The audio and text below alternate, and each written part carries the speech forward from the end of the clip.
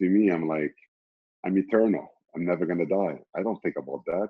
I always think positive, I always smile, things are good.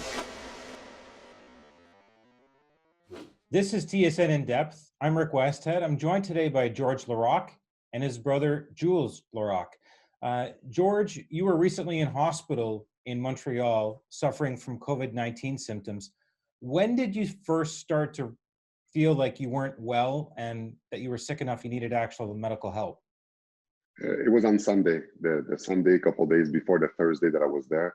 I was having a lot of cold sweat, and my breathing started to be really affected.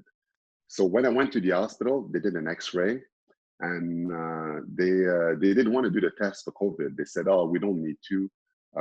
Your lungs have been inflamed." So they gave me some cortisone pill, and they sent me home. But when they sent me home, it just kept getting worse. It got worse, and the hospital called me back, and they said the guy made a mistake when you watch your X-ray, so you have to come back. So now my breathing is very, very bad because I've had asthma and I'm gasping for air a bit. And when I get to the hospital, I'm mad now because I'm like, you guys didn't want to test me first. You have to test me now. When what's going on? What's going on with my lungs?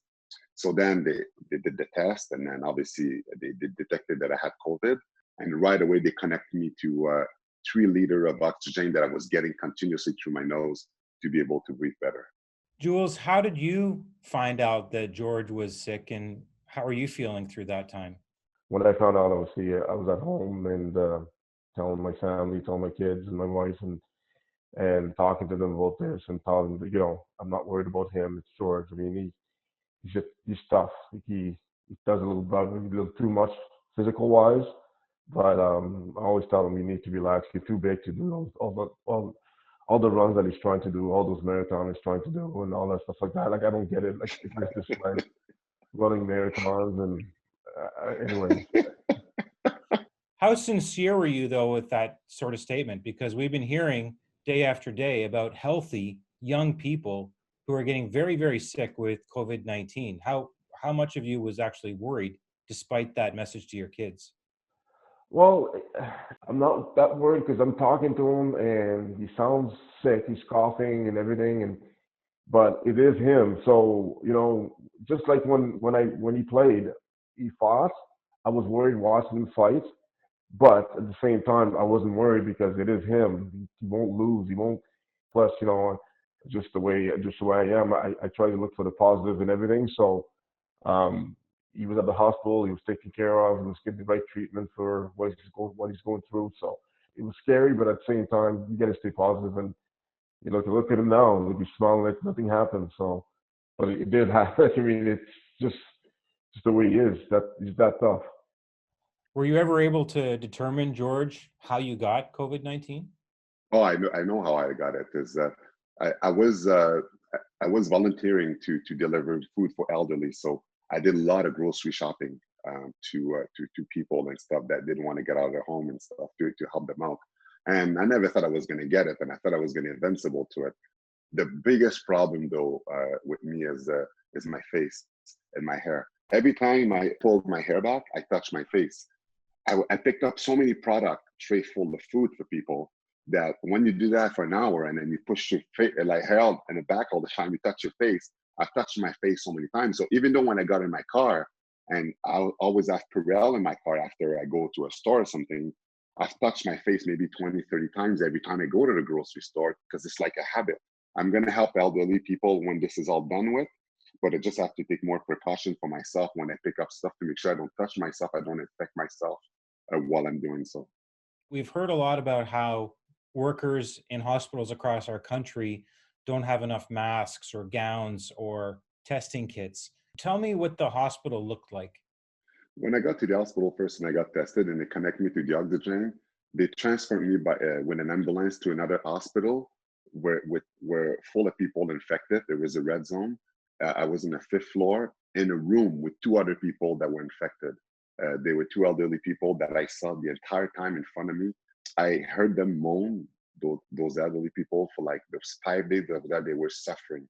And I'm not even sure if both of them are going to make it. That it was a tough scene to see every day. But the nurse that were coming in were unbelievable because They were all coming into voluntary basis to come and help out, and they were incredible. Some of them told me that they got the virus and then they got sick. They had to go home, and after they were fine, they came back to work. They were unbelievable. And what they were telling me, the biggest thing for the nurses, because of the lack of testing, the toughest thing was the fact that they would go home not knowing if they have it and if they infect their family or their kids.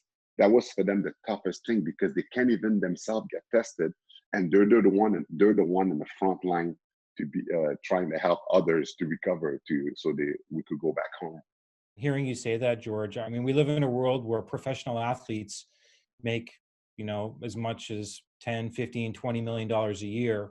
Nurses and doctors, it feels like every time their contracts are up for renewal, are fighting for far, far less than that, obviously. Yeah. Do you think that this maybe will change, our value system that way? It has to, because, the work that they do now is going to be more and more recognized after this is done. We're going to realize how much of a necessity and how important they are. Even now, they should get more, but it makes you realize how important they are for your health, how we should appreciate them, give them the right recognition, and hopefully in the future, they'll be much better compensated. Jules, what do you think about that? Do you feel broadly like society is going to rethink how we consider the place of professional athletes versus, doctors, nurses, police officers, paramedics, etc.?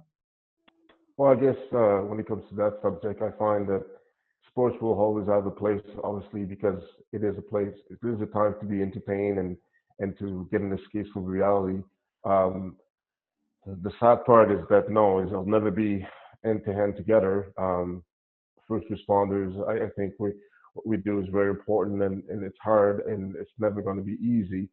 And for the most part, I think we could be a little bit more appreciated of what we do. But I mean, again, it's more of the public perception, and people may now realize that we didn't stop working while this is happening, and we won't stop working after this is all over with. And that's what we can do from now on. So, George, were there any really dark moments for you? Did you wonder, is this going to get a lot worse in my body? We have been deluged with news about people, like I said, who are particularly healthy, who are, next thing you know, they're on a ventilator. The Thursday when I got there, and I was getting tons of headache, and they were pumping me with the oxygen, and it was hard to breathe. The doctor came and see me, and they were on the verge to send me to the ventilator, and I was very, very panicking, because I've heard story about how the ventilation could damage you even after you recover from it. So I was crossing my finger that I wouldn't have to go there. And after that first day, it got stable enough that I knew I wouldn't have to go to urgency, like to the ventilator. So then I felt much better. But to me, I'm like, I'm eternal. I'm never gonna die. I don't think about that. I always think positive. I always smile. Things are good. I have so many more things to accomplish, many more marathons to run, many more lives to touch, many more charities to help out. So this is the last thing on my mind. I haven't even done a wheel, because I know I'm not going to die. This is not my time yet.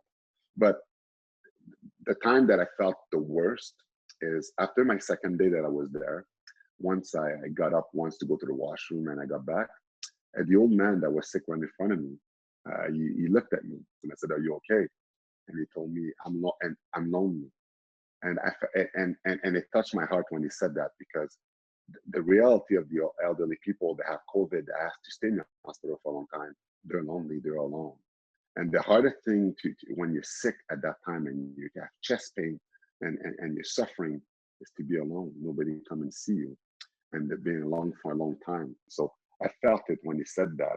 I wanted to go see him and give him a hug, but obviously I couldn't. But it was a reality check to be in a room and to listen to them for every days that I was there, suffering, moaning. Even though I had it, I felt lucky to be in a position that I knew I was going to be healthy enough to get out of there and to be able to take care of my own. Jules, when George was in the hospital, how hard was it for you and your family to get information about how he was doing? Well, I could easily text with him. I mean, I'm sure at times he had his testing to go through. So talking on the phone, we did a couple of times, but texting, we did it the whole time pretty much. And obviously, he's active on social media, so I get to see his videos and to see the comments. And again, that's another part of this that's kind of scary and sad, because there's always going to be those people commenting, wishing him bad things, and that's pretty frustrating. And there's nothing you can do about that. It's just even commenting on it, it's not even worth it, because it's like they want you to get mad at them. So that's the part that was frustrating with all this. And again, not be able to go and see him and talk to him face to face. So, but other than that, I mean, like I said, I give kudos to the hospital where he went, and the care that he received, and obviously look at him now. The National Hockey League is going through, I'm sure, fits, trying to figure out how it can bring its game back. And I wonder, as somebody who fought more than a few times, can you imagine players, when the game is restarted, actually having a fight on the ice? Well, to be honest with you, I don't understand why the NHL just don't cancel the season. The only reason why they try to save the season, we all know, is because of the TV revenue they try to save, because of the cap that is at 81 million, and because next year the players don't want to pay an escrow tax of 45%. But the players already know that even if they finish the season, it's not going to be a true Stanley Cup, because the condition that they're going to be putting on to do this is not going to be like winning the hardest trophy in professional sport. And on top of that, to be playing with no fans, no hockey players, we're showboat, we're showman. If you play a game with no fan, it's going to be like playing hockey in a training camp. It's not going to be the same thing. And to be asking guys to be tested and to be quarantined for 2-3 months away from the family during this crisis is unfair and inhuman. Am I going to be forced to be away from my family and be scared of what's going to happen to them while I'm not there? And what if something happened when I'm playing and my wife gets sick and I want to go back home? So there's so many problems to consider for next year that to try to salvage this season makes, to me, absolute no sense. And there's many current players that have talked about it, that have said publicly the same thing.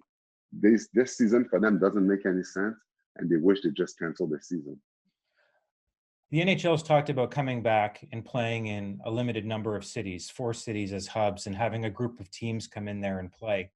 And if they're going to do pretty aggressive testing, like they say they will, that's going to take thousands and thousands of tests.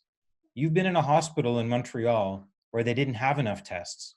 So what's the problem for the NHL from an optics standpoint of bringing in professional athletes and making them a priority, while people in a hospital or a long-term care facility may not have that ready access to those tests? Man, that is a good point. That is a good point.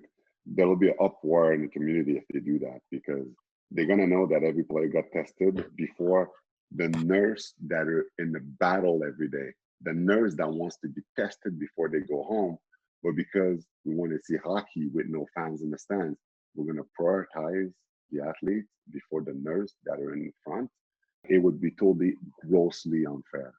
That's why, why would the NHL put themselves in that position of getting criticized? Let's just cancel this season and, show the world that we care about their health, and we realize that their health is more important than finishing a season that won't mean anything. And let's just focus on next year.